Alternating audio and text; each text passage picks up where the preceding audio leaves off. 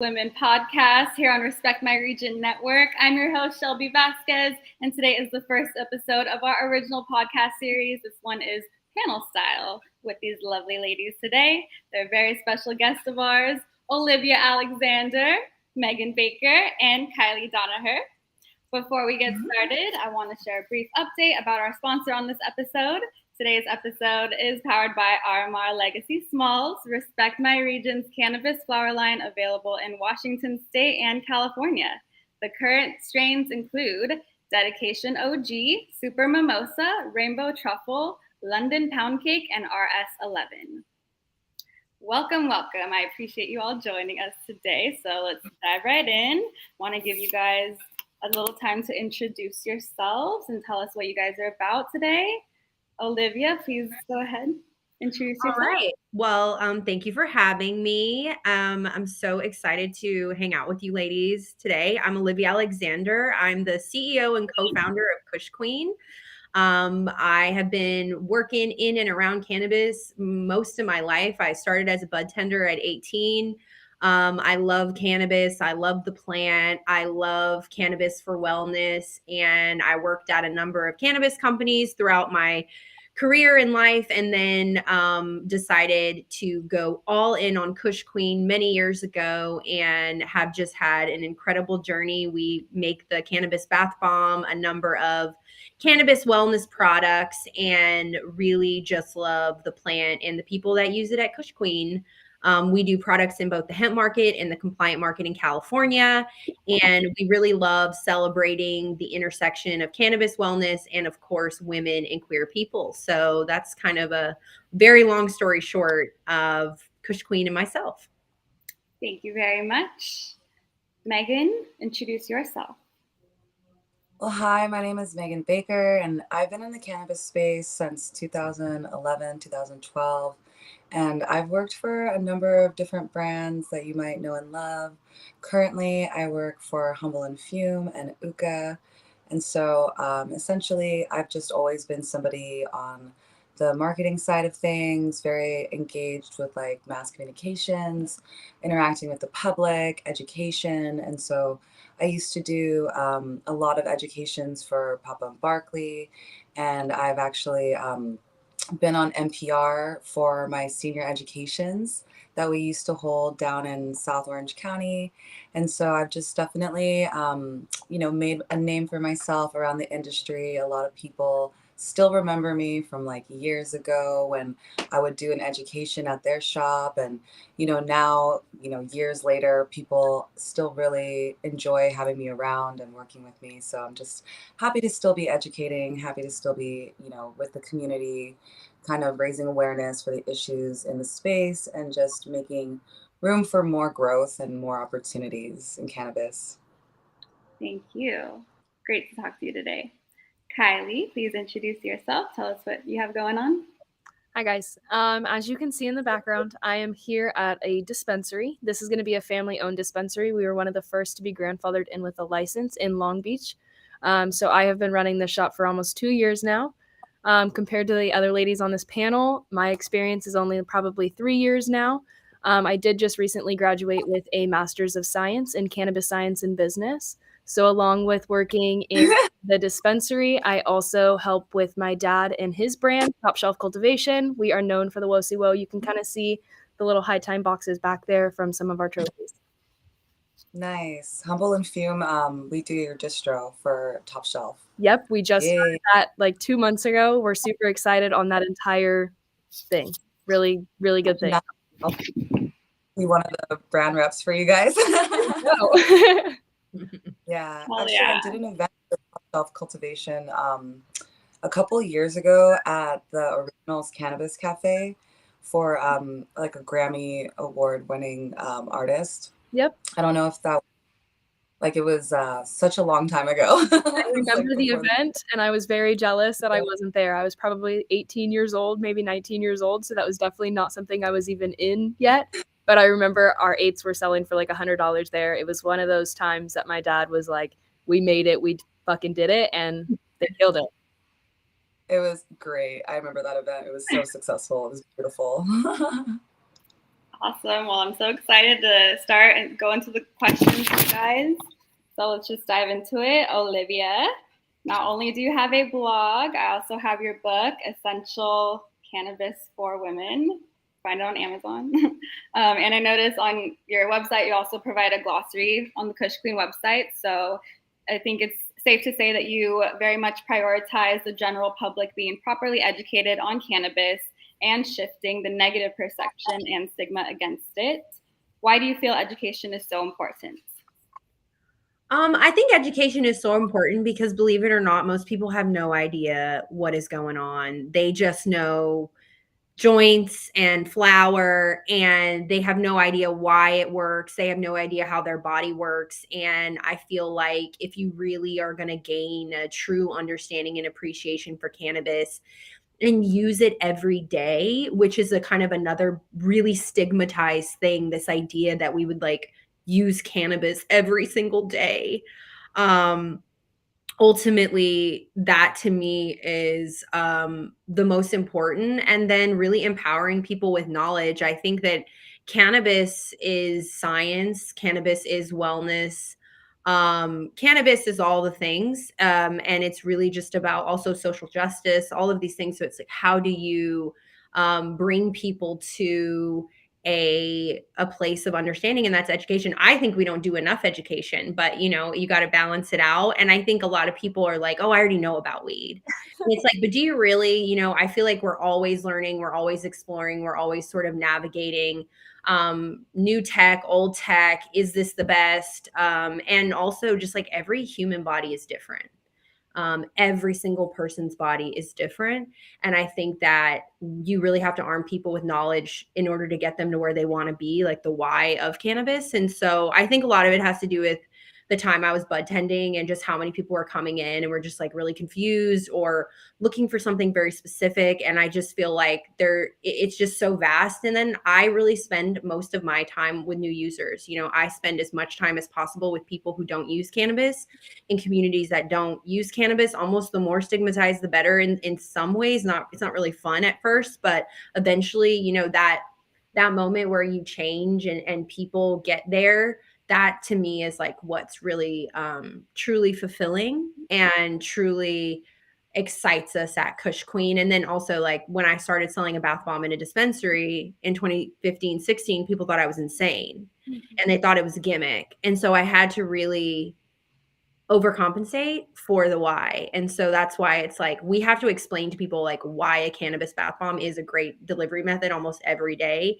And so you just like are always into education. And then like the book thing just sort of happened to me. A publisher came to me and they were like, hey, would you write this book? And then honestly, I learned so much more about cannabis at that point, probably 16 years in, than I ever thought I could. So I just wish more brands and the industry itself prioritized education as a whole, because that's really everything. Absolutely. Thank you so much. And thank you for everything that you do at Kush Queen. Megan, earlier we discussed the importance of education with Olivia for our RMR listeners who live in less progressive states, cannabis-wise, and may not be aware. Can you please describe a little bit of the events that are possible for people to attend when they want to make cannabis part of their regimen? Oh my God, yes. And I feel like, when I think about the word cannabis, like I do include hemp because it's all one plant to me. Obviously, there's different ratios. People have different tolerances and whatnot, but I feel like there's so many activities and events that people can really get into with the plant. Like obviously yoga, meditation, but even just like taking like a cannabis drink and going to an art museum. But, around LA, there's plenty of just different like puff and paint events, or like in the Bay Area, we have some really cool lounges in like San Francisco. And if you're really looking for like a culinary experience, like I know of a few like cannabis chefs that are always putting on dinner parties, and just in general, like building community around the plant is so important, because really that is the spirit of cannabis. It's to bring people together. It's the one thing that like literally like so many different demographics can agree on: young, old, rich, poor, Democrat, Republican. Like we can all agree we love weed, in various amounts. But I feel like there's just like so many activities, like even just like you know, getting a little bit more involved in local government, like your chamber of commerce, like really being vocal about like things that are not okay, like these taxes, the legislative process. Like I think when I think of like activities with cannabis, it's like everything. Mhm. But in regards to like wellness, like sound baths, meditation, obviously like interacting with like parks, nature, hiking, or even like a museum, something mentally stimulating, or reading a book. But yeah, the world is your oyster on weed. Oh yeah, speaking of oysters. Okay, earlier you mentioned that you had met Olivia at a Puff Dow event. Oh, So everybody check out yeah. Puff Dow. Those are my favorite cannabis events, and sometimes they'll have an oyster booth so you can get high from like The best. Papa and Barkley's dab or whoever's dab tent maven, and then have yourself some oysters, or like a different culinary experience. So thank you, Puff Dow, for bringing those events out to us. Yeah, and actually, I went to an iPoppy event, and they had the fruit slabs had like a charcuterie table that was immaculate. They bring all the freshest fruits, all these yummy cheeses, crackers, and then just lay the whole spread out. But yeah, of course, like cannabis events do have some really good food. Like the Kiva event, oh my God. If you guys were there at the Kiva, it was like a launch party for one of their chewy starburst kind of edibles. Oh, yeah. And they had a vegan spread. Oh my God. Like the vegan chef was so amazing. Just like chef's kiss of options, gluten-free, vegan, like oh, to die for. And then they also had like regular conventional like meat food if you wanted barbecue or something like that. But I just love when cannabis brands really understand that like stoners love to eat. The weight of my heart is through my stomach. That's right. So yeah, weed makes food taste so better too. And just for Key the audience, activity. we're talking about California events. Fun fact. Yes, California's events. But I was talking to somebody from Texas, and he was saying that there are these new culinary experiences happening in Houston. And I can't exactly remember the name, but he was saying they were called something wild. It was like barefoot and wild, like wild concept. Like I would have to double check in my notes because I wrote it down, but just in general, like a lot of people really like, having opportunities in other states, of course. So I know in Houston, they do have like a culinary experience happening where you can like smoke and eat and you can get the food infused there. And then, a lot of other states are legalizing the plant. Like obviously Colorado has a program and Oregon has a program. So I think that there are, new opportunities everywhere. I just recently heard about that one in Houston like the other day. So, Well, yeah, we'll have to check it out. Thank you, mhm. guys. Kylee, how has your family being a part of the cannabis space alongside you helped in your career? They're the reason I'm here. So I was probably 16 or 17 years old, and I found out that my dad was actually growing weed and that he had this big opportunity in business that he's been working on since 99, and I was born in 2000. So I grew up not knowing. My brother has been the main cultivator with him for almost 15 years now. I would say about 13 to be exact. And I found out when I was 16, 17 that this is what he was doing. I caught him smoking weed, and I personally was against it. My family comes from addicts, and there's just always been this bad stigma, and that's kind of what I was taught. And then it came to my senior year of high school, and that's when I started using it myself. I started doing a lot of research. I was stealing weed from my dad. I didn't tell him that I was smoking, but I was going to my brother's house, taking it from the jar, and I was slowly starting to educate myself. And that's when I went to get a bachelor's degree, and I slowly started to incorporate different things when it came to like my business classes, and I had to study somebody or study a organization. I was picking like Olivia. I think I have probably 3 papers on her. I have 2 from Yummy Karma. Like it sounds crazy, but I didn't know who else to study, and I just knew a couple women were in the industry, so I pulled them and that's what I studied, so that I had some knowledge going into this. And now I run the shop and I help my dad as much as I can with the brand. And like I said, if it wasn't for him, I definitely wouldn't be here. I don't know where I'd be. I don't know what I'd be doing, but I definitely wouldn't be in cannabis. It's in the blood. It's your purpose. It's your destiny. Yep. I also That's kind started. of what it comes down to. I also started smoking late. Like once I already knew I was gonna graduate high school, I'm like, all right, let me try it before I start getting a job. But then I tried it, and I was like, I'm just gonna get a job that doesn't drug test. So. Yep. That's the best kind of job. Yeah. Olivia, how has inclusivity among the female and LGBTQ plus demographic changed since you began your cannabis career journey?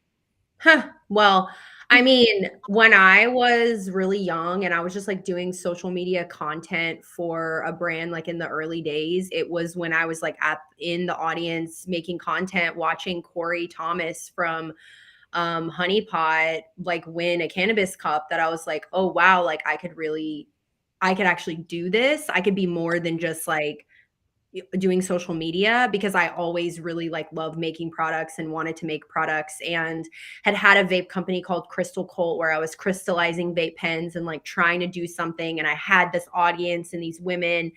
And that's kind of around the time that I met Shauna and everyone at Yummy Karma, and saw that like, oh, there are women in the industry. They just don't have a lot of visibility. There are queer people in the industry. They're just scared to be gay in the industry because it's literally just a bunch of stoner dudes and bros. And, little by little, I just kind of was able to build something to do what I want with it. And whether or not you have agreeing beliefs or not doesn't matter to me. But what matters to me is truth and history and honesty. And that is something that you can't change history, even though people are literally trying to rewrite it every day. Let's be real. There are two groups of people who paved the way for us: queer people and Black and brown people. And who are we if we just come on in and we get to do this every day and we don't honor their spirit every day? In my office, like right here, I have Dennis Perone, I have Harvey Milk, I have Cleve Jones, I have Marsha P. Johnson, I have Mary Rathburn, I have all the people. I look at them every day to keep me inspired, because it's hard being in this industry and it cannot be fun. And I just think that if you don't like have a deep purpose in your soul, like it's going to take you down, like it's so hard to sustain. People just don't understand, whether you're a bud tender, whether you do marketing, whether you're a lawyer, an accountant. If you last in cannabis for more than a couple years, I have so much respect for you, and there are too many haters in this industry. There are too many haters who are like, oh, well, this and that. Who cares? Like at the end of the day, for me, making the industry a safer, better place for all people, making everyone feel like they belong is so important. And it's not just about protecting the plant and making great products. It's also about the responsibility as owners and as people who have power. Like what you do with it is so important. And like I've been in cannabis a long time now, and I like to think that I still have my reputation intact. And I think that's because I spend most of my time trying to do good. And sometimes I don't always accomplish it. Sometimes I definitely go about it in a way that people don't love and like. But for me, I just feel like, who are we to come in and profit off of a plant and not try really hard to make this industry so good? But I'm also an idealist as a person. I grew up in the South in a really small town. And I think a lot of the things that I spend my time on, or I get Kush Queen to focus on, have a lot to do with my experiences in life. And I used to be like the only woman on panels, and I felt really uncomfortable. And I felt a lot of like imposter syndrome and like, why am I even here sort of thing. And so for me, it's just all about like being in that good energy. And then at the end of the day, like all this has really just become is capitalism, making products and selling products. That's kind of where I was an idealist, and I had this dream in my head of what Kush Queen could be. I had no idea what the reality would be.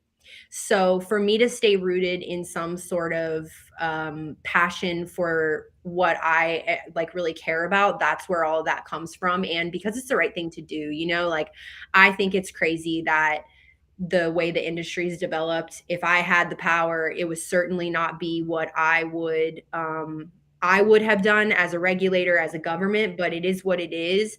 And it's up to us to make the best of it. And the way we do that is by leading by example, leading with love, leading with activism, and showing people like you could just do whatever you want. And also, I think people think like you have to be awful to be successful in business. And that's really gross to me because you don't. You can do the right thing, and participating in activism should be the bare minimum for every cannabis company. And I wouldn't personally support any who doesn't, especially in ways that I think bring more misogyny to women or really take people and make them like token, like all of those types of things. Like we just got to be better. It's 2023. It's time we actually put action to all these things. Like the last few years, everybody's protesting and everybody's doing this stuff, and it's like we got to keep it up. Our country, everything that we're doing, like you said earlier, like it doesn't matter politically what you believe. I don't care. Let's just make this industry and this world a great fucking place. And we don't do it by sitting idly by and just like letting people do whatever they want. Got to hold somebody accountable. So you got to do it. Mm-hmm. That literally gave me chills when you started talking. I swear. Thank you so much. Jeez, damn. And look, you're creating a culture, you're inspiring people. Kylee wrote papers in college because of the work that you've done. So thank you guys so much.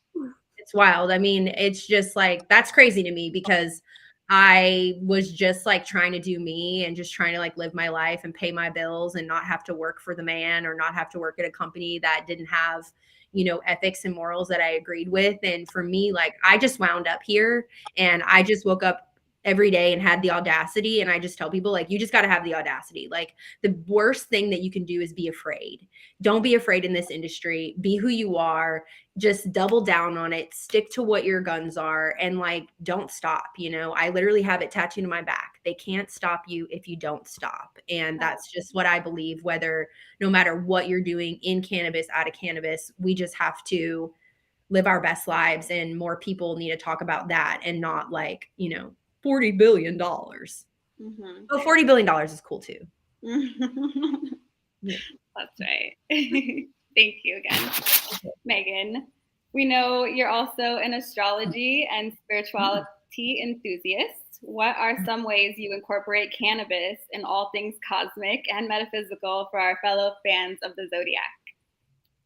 Well, I have a couple of different things that I like to do because like I was saying earlier, like I pretty much can smoke weed like before or after anything, but ways that I really engage with like my spirituality, my astrology, and just co-creating with the universe is I actually like to get, stony and write some music, jam with friends, because like the throat chakra is such a powerful instrument for creating things in front of you. Like the vibrations that we speak, are pretty much reverberating throughout the universe. And, we might be talking negatively about ourselves and then wondering why our life is going poorly. Or we could speak life upon ourselves and like see change and see growth and really start enjoying the journey. And so for me, like, I just try to be really conscious and intentional with like a lot of things that I do, a lot of communications that I have. I know sometimes my ADHD has me rambling or I get so excited, I jump from topic to topic. But for the most part, I try to keep it like really, intentional, concise. And when I make music, I'm especially like that. And I let the spirit of the cannabis plant, like, embolden me, but also just let me relax into like the flow of the music and just remind me that like, it's a tapestry of life that we're weaving. And when we are integrating like spiritual tendencies into our everyday life, whether it is through reading my horoscope or checking where the stars are, like, oh, where's Mercury right now? Like, what is going on? Why do I feel like this? It really helps me be more grounded. It really helps me have more compassion for other people. It really helps me just like get in alignment. Sometimes life is stressful, depending on if Uranus is making an aspect to your moon or whatever personal planet that you might have, is just kind of taking that moment as like, hey, this is just a transit. Everything is temporary. This too shall pass. Smoke a joint, relax. Or, if you have like a CBD tincture or something, just chill out. Like that way, how to plan. You're like, hey, actually, I'm feeling anxious and I don't know why. You check your astrology. You're like, oh, this planet is touching that planet. That's why I'm feeling like this. I know. I'm going to chill out. I'm going to take a bath, have a bath bomb, have a tincture, whatever, self-care, however you need to, self-soothe. Maybe it's smoking a joint and journaling. It doesn't have to be too complicated, but just really getting in touch with like how you feel and where you're at in life with the plant also can like help kind of unnerve certain situations that might be just so stressful, especially with CBD. Like, I mean, obviously, life these days is inherently stressful. And I do have a therapy animal. She's my favorite.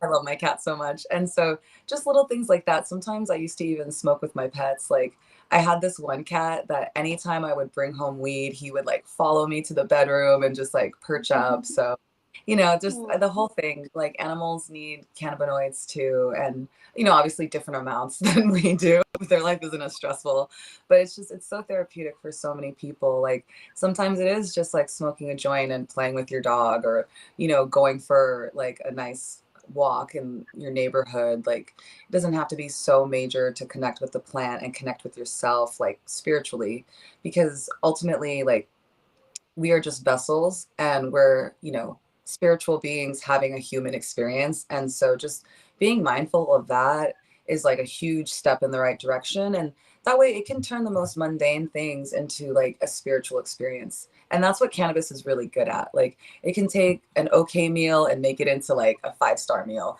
It can take a normal walk into like a moment of introspection where you can connect with yourself. And it can take like a random horoscope and really connect all the dots for you and be like, whoa, like I didn't even see it like this. How did I miss this perspective? And just getting out of your own head sometimes, because that's the true key to like uncovering a miracle, is shifting your perspective and not always claiming victimhood, but just really being like, hey, you know what? Like, yeah, the chips are down, the cards might be stacked against me, but this is something I'm passionate about, or I'm going to look at this differently and maybe I'll find a new solution. Or even, how about this? I'm going to take a break from this situation and come back when I'm way better, in a frame of mind that actually suits finding a solution. Or maybe you relax your mind and then the solution comes to you. So, all these different ways of, really finding spiritual attunement through the plant, just through shift of perspective, you know, Thank you. de-stressing. Yeah. Beautiful. Yes, that was beautiful. But yes, we are definitely all connected. The plants, the animals, the planet, the universe as a whole, we're all connected. So thank you for putting that into perspective for us. Kylee, we've checked out your Instagram and you're a really big traveler. Can you tell us which places you've explored that have the most enjoyable cannabis culture and why? Is there something we could learn from these cultures that the USA would benefit from in regards to cannabis? I don't have too much to speak on it. I've traveled. I traveled a lot during the pandemic. I was actually on a cruise ship when we found out about the pandemic. I was on my way to Japan. First day in Japan, I found out there was a pandemic coming from China, and I was supposed to be there in like a week. And so it just kind of deterred my entire vacation or study abroad program. But well, while I was on that, I wasn't really consuming. I took like a 4 months like of not smoking. I didn't bring anything. I was scared. I was like, what if I get caught in another country? Now I'm a little different with viewpoints on that. I love to travel to different states, try all the different things. But I recently just went to Spain and I went to Barcelona. And I will say it was one of the coolest experiences. I was at my hotel. I said, hey, is there a spot that you know of or do you consume yourself? And he's like, no, but you could just totally look it up on Google and find one. They're pretty legit. And I was like, okay. And I found one and I had to like go down an alley, down a corner. I had no idea where I was going. I didn't have the maps anymore. I had just screenshotted where like a general location was. And so I was trying to find it and I got to this metal door. And I'm like, okay, this has to be it. It's similar to how our systems are where you have to be locked in and there's that like security system, walk in and they're like, yeah, it's $20 to get in. You'll be able to get in anytime for the next year. It's your membership. And then you go in and you shop out of glass jars, which was very old school. I'm not used to that because I am very young. I wasn't around for that, but it's a different world. I see you're laughing. It's No, I mean, I have heard about Barcelona. I haven't been, but my partner has, and he says it's just like old school. You know, it just gives you the feels of the olden days, but you never were around for the olden days, which is yes. So it was like I was experiencing the olden days in a new country. So it's really cool to see that everybody's still progressing. And coming from California, there's a lot to learn. And while I was in my master's program, we focused on the states for the most part. My program was out of Pennsylvania. So they were definitely on the East Coast, and I'm coming from the West Coast. I was able to share a lot of my knowledge and like kind of what's messed up on our end. And I've noticed that a lot of states are trying to incorporate California systems, but they're changing them in the ways that are negative on our end. And I feel like we advance so quick that other countries, other states are able to learn from us as California being so advanced in how we do things that we moved too quick. We didn't really realize what we were legalizing. We didn't really realize our processes, and we just kind of put them out because everybody wanted to smoke weed. But other states are trying to learn and actually implement a cannabis program that has education, that has reasoning, has purpose, and not just making money off of it, selling that product, putting it into a shop to sell. And that's kind of what I see very frequently on the California side, even as sales reps. A lot of people are just sales reps because they know they get commission. They don't smoke the brand. They don't support the brand. They are just there because that is their paycheck to go home and eat. And if we can incorporate products and brands that are actually purposeful and people want to use and people want to sell in other states as well, it becomes a whole new industry as a whole. But going back to the other countries, Spain, loved it, obsessed. I would move there. I would move there, and I would love to incorporate cannabis. And if one day we could bring over our brand Top Shelf and grow some WOSI on that side, it would be insane. But that's definitely in the future. Well, hopefully one day we'll be able to ship it all over the world like wine, because you don't grow certain grapes in Napa in Spain. You grow different there, and they get to share their wine. I mean, I get what you're saying, but hopefully the great moment will come when we can actually show the world what it is. Cannabis is without people having to afford to travel here too, because we do have just the history and the deep roots. And I think that just like I would buy wine from a family who owns it, I would buy your cannabis because it's a family owned business, and that's beautiful. I love it. Yeah, no, that's definitely what my dad's banking on. He is hoping but in 10 years we're able to just have our grows here and ship it to everywhere that's wanting it. That segues into our next question for Olivia. Kind of what obstacles have you experienced selling nationwide? Because I believe you do sell Kush Queen across the country. Yeah, so I am in compliant markets, but I also do hemp products because I want people to be able to try my products before I'm in a dispensary. And because most markets in other states are so restrictive, they cost so much capital in order to even be a part of them. It's what we refer to as a high barrier to entry. And because even though Kush Queen has been around for a long time, we're not the biggest brand, will never be. Most likely because we sell topical products and products in smaller categories. And so I've been selling CBD online kind of since before you could, like before you could even get a payment processor for it. And then I've experienced all the woes. I've had packages seized. I've had my bank account shut down. My parents are on a national money laundering list. Like we basically had over like 18 merchant processing accounts, I feel like, over the years. So there's definitely been like hiccups, but look, what we do is not like, it's not easy. It's like climbing Mount Everest every day. And the rules are always changing. It's like being in a live chess game, but like they change up the rules, and then like the pieces are moving. And that is the gift and the curse of being in cannabis. I think if I did anything else in my life, I'd be super bored. I'd be super like, oh, this is like, I can phone it in, but it wouldn't be that exciting for me. And I think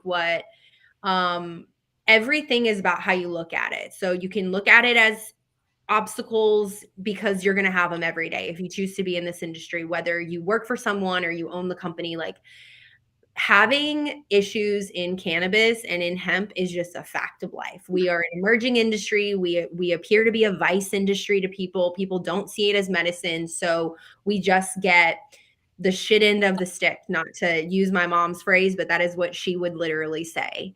And you just have to vibe with it. You have to turn problems into opportunities. And that's kind of what I've done. But at the same time, like, you know, it does get easier. I can process credit cards. You know, I used to run the business back in the early days with a backpack and a cash counter. And that's how I paid everybody, you know, with envelopes of money. Like, now I have a real bank account. So things are always getting better, but I always tell people, like, it's like a pendulum. You go forward and then you go back, and then you go forward and you go back, or like a stock market chart. You go up and then you go down, and then you're like, oh, but you're always kind of trending upward, and it's always getting better. And then for me, I just like to see the progress, you know, to hear like young people are going to college. I'm actually lecturing a college class on Monday in Colorado, and it's like, the fact that like you can study this stuff now, like the fact that you can like be born in 2000, you said 2000?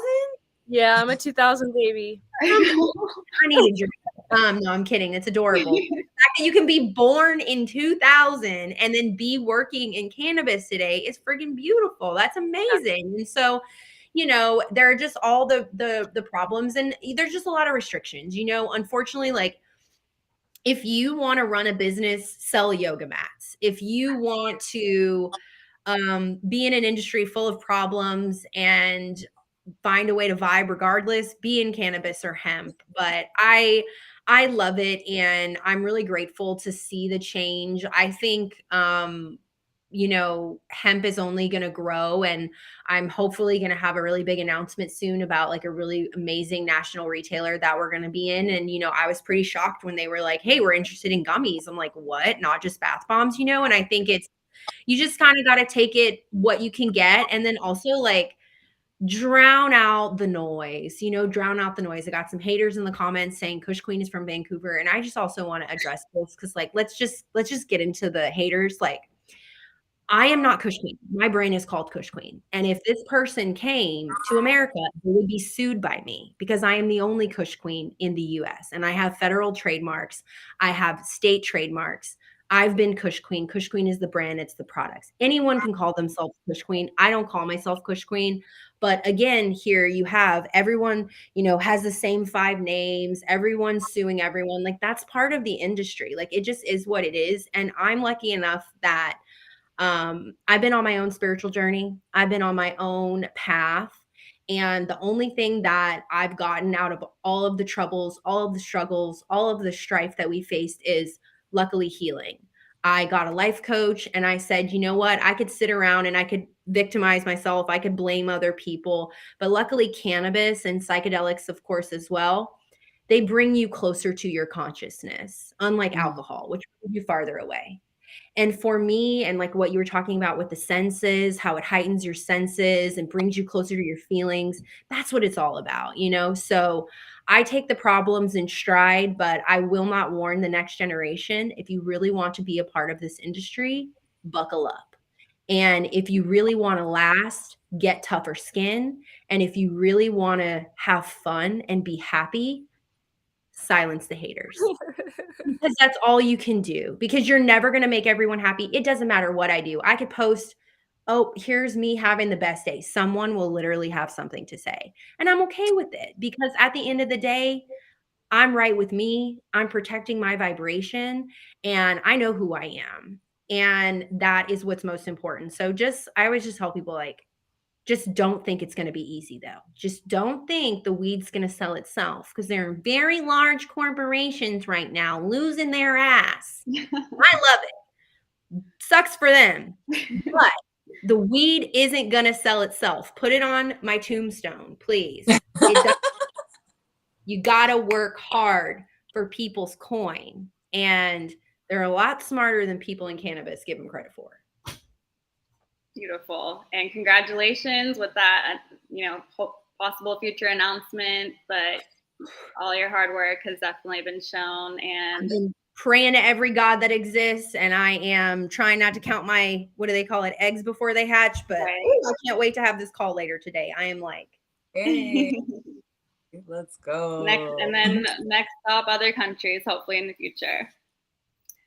I'm going to Megan. Have you had any challenging experiences with the customer? And on the flip side, what has been your most heartwarming moment with the customer? Okay. I can think of a couple of things during the vape crisis, because I originally started out with an extractionist, so I was his personal assistant. So I, have always been really into concentrate. Like that's how I got started in the industry, like in 2012. So I was his personal assistant and just really got to know like extractions. And so obviously years later, when the whole vape crisis thing happened, there were so many people like concerned, obviously, but then like you'd be surprised how much that like lingered into like this year. And so, this year. Oh, no. Come back. Oh no. technical difficulties. It was Technical difficulties. I blame the cat. I knew that cat was gonna upstage her. That's why I don't do cats, is because they upstage their owners all the time. Technical difficulties will happen. Yes, but hopefully she comes back and we'll get her back. But in the meantime, can you guys talk about any challenging? Oh no, I'm sorry. Well, I got a ton. I'm like, I know. Read on the internet that gets people high, and people have been like texting me and calling me during this whole thing. Oh, so yeah, I got a phone call. I'm so sorry, guys. But yeah, so the vape crisis really like left a bad vibe for some people. But for the most part, like in the cannabis space, like if you're educating, people will like understand. They're like, oh, those are illicit cartridges. They weren't, manufactured the same way. They weren't lab tested. Like, you can really break it down for them. But like earlier this year, this is years later, and I was talking to a doctor, and I mean, like, obviously he's a medical professional, but sometimes I just feel like, people think that they can say things that they don't actually know about because they're a doctor. And when I was talking to him, he was like, oh yeah, like I'm a neurologist. And I'm like, well, that's great. Obviously the brain is super important, but like this is like a lung condition. So I was like, I'm not sure if you know what you're talking about, like respectfully.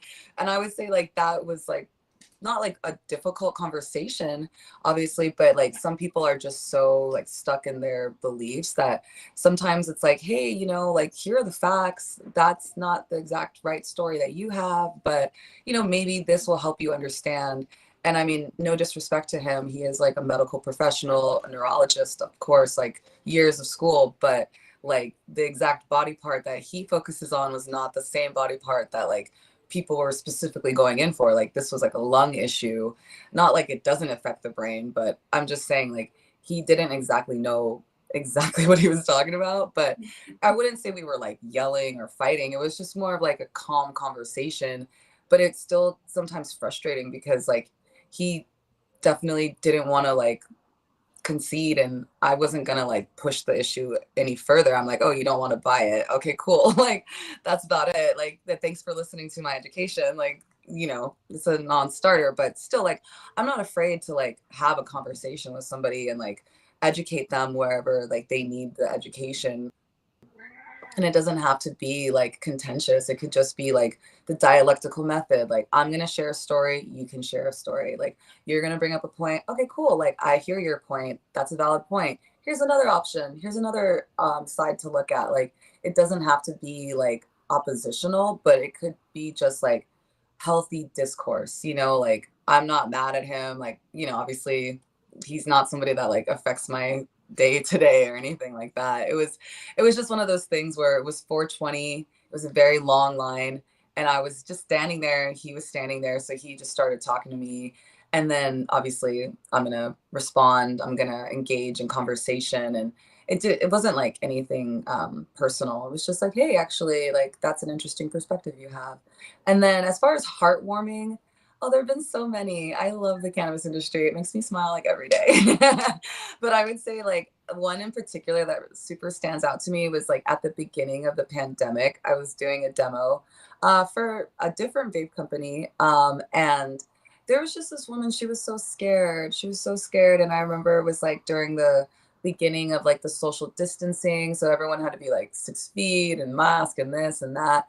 And I could just tell she really needed a hug. And so I just hugged her and like just I don't know, just reassured her emotionally and like just connected with her because it was a very scary time. And I hate when people are driven by fear. I think that's like the worst thing that anybody can possibly do to themselves is like, obviously the danger is real, but fear is optional. Like that's what I always tell myself is like, you don't have to be afraid, you just have to be careful. And just like, understanding that like in that moment, like I wasn't trying to sell her a product. I was really just trying to show up for her. And like, she was worried about her family. She was coming to the dispensary to like chill out, get some weed to like relax. And, she was just like, I'm tight on money. I don't know what to do. And like, this is happening. And I was just, just listening, just being a open heart, ear for her to kind of communicate to and just give her a hug. Cause that was a very scary time for a lot of people. Definitely. Yeah. Thank you so much for doing that. And yes, in our industry, we have to connect with everyone on a human level. And that's what I love about it as well. We cannot just be robots and like sell this product and like, stick back. We have to be in the forefront, do constant education, constant hugs, and constant connection. Thank you guys. Mm-hmm. Kylee, how do you feel about future cannabis regulations and how they will affect the industry?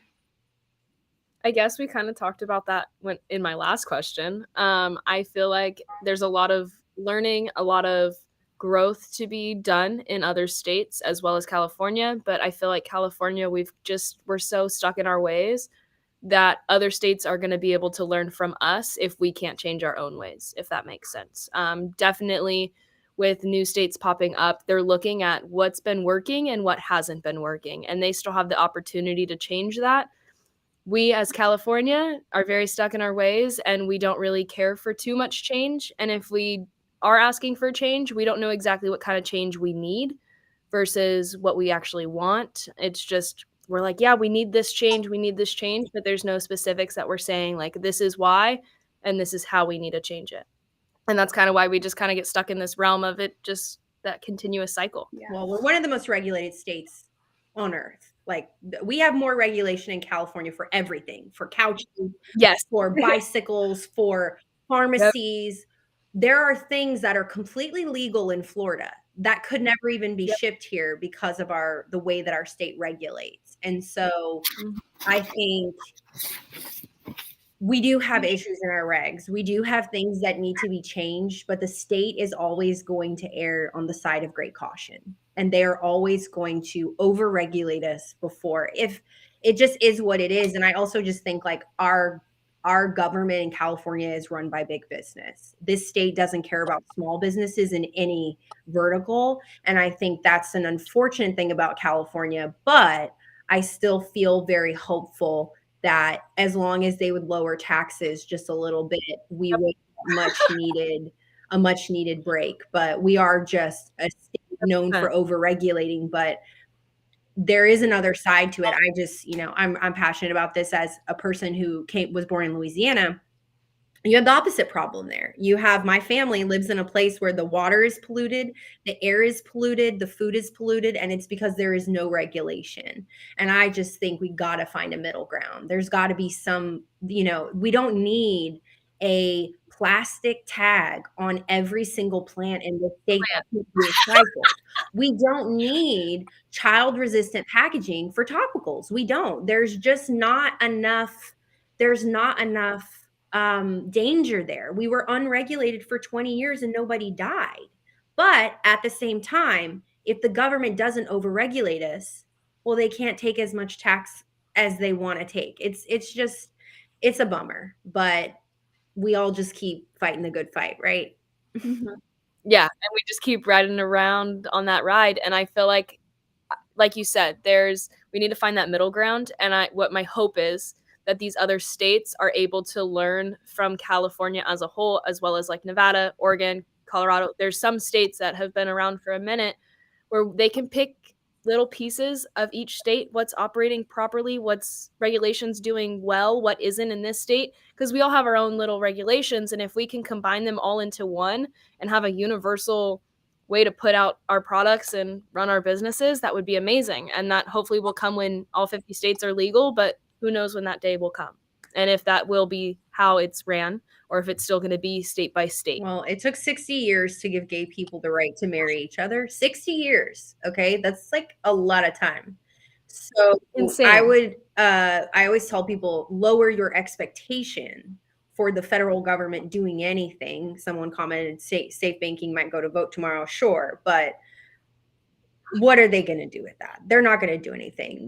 Unfortunately, cannabis is now another tool in the game of politics as opposed to, just making it legit for everyone across the country.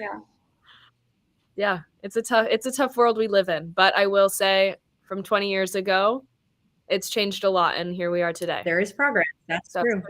It's awesome to see, especially like you said, you're going to be a guest speaker at the Colorado school. There's LBCC, which is down the street from my shop, and they do cannabis courses. They try to teach their students, allow them to have an opportunity to get into the cannabis industry if they don't have much knowledge or at least want to build some knowledge going in. My master's degree, there's a lot of different opportunities that hopefully we end up changing the industry as a whole. And that will be the positive, at least. Yes. Thank you guys so much. This has been an amazing discussion. I value all of you. You're inspiring to me. So I just want to see what you guys want to leave us with. Olivia, do you have any closing remarks, and where can we follow you? Everyone can follow me at the Liv Alexander, Instagram, LinkedIn, Kush Queen shop, Kush Queen Co. You can buy the products. They ship nationwide online, kushqueen.shop. And then we have our Halloween collection and our Halloween bath bomb available to all of the California dispensaries. So I'm like a big fan of our new mystery gummy. I'm telling y'all, it's so delicious and fun. And we're about to kick off a real big holiday season with lots of big deals, fun stuff. And then hopefully I'm going to have that big announcement soon. I love this part. My favorite part of being in business and having Kush Queen is right before something really good closes and you can't tell anyone and you just savor it. And I'm just like, oh, I can't wait. So thank you for having me. I'm so proud of you. And I love seeing you and I love sharing space with all of you. So thank you guys for having me so much. And I can't wait to see this show develop. Shelbie, you're spectacular. Thank you so much. Megan, what are your closing remarks and where can we follow you? So you guys can follow me on Instagram at megabaked1. It is a little bit shadow banned, so you might have to search for my non-cannabis page and that will take you to my cannabis page. So that's Meg Back. It's just like the first 3 letters of my first and last name, Megan Baker, Meg Back. And then yeah, I'm so happy that I could join and share space with you ladies as well. It was so inspiring, especially like the women in the industry. We are like literally so strong and so commendable, and we just literally just need to keep sticking together and helping each other get stronger and stronger every day, because it's not like I don't enjoy other counterparts in the space, but it's just so important that we give each other space to speak our minds and lift up our voices and really just be heard across like the sphere of the industry, because at the end of the day, like this plant is a female plant. Right. And so we are literally speaking for the trees here, honey. And so, yeah, I'm just happy to be a voice and share space and work together. Thank you. Kylee, anything you'd like to leave us with, and where can we follow you? You can follow me, my name, Kylee, and then my last name, Danaher. Super simple on Instagram, but our brand is Top Shelf Cultivation _. You can do that on Instagram. Pretty heavy on there. I also have a shop Instagram. We are not too big on there, but we do have the shop LB Collective. I just want to say thank you. I honestly was just like, hey, be available on Wednesday at 10 for this podcast interview thing. And I was like, okay, I got you, Joey. And I did not know Olivia was going to be on here. I had never met Shelbie. Super cool to meet everybody and just kind of, I don't know. I feel like I already knew you guys all beforehand and I really didn't. So it was really awesome to sit here and talk with you guys. Thank you for sharing everything. And thanks for letting me come on with you. Thank you, ladies. Yes, today was a discussion dedicated to the culture, education, and industry practices, and also just shining a light on these powerhouse women in California. It is my first time hosting a panel, so I want to thank you guys all for participating and joining me. To everyone tuning in with us, please like, follow, and subscribe to All Things Respect My Region. Make sure to tap in with Olivia, Megan, Kylee on social media. If you have any questions, drop us a comment, and have a beautiful day. Thanks, guys. Bye. Bye.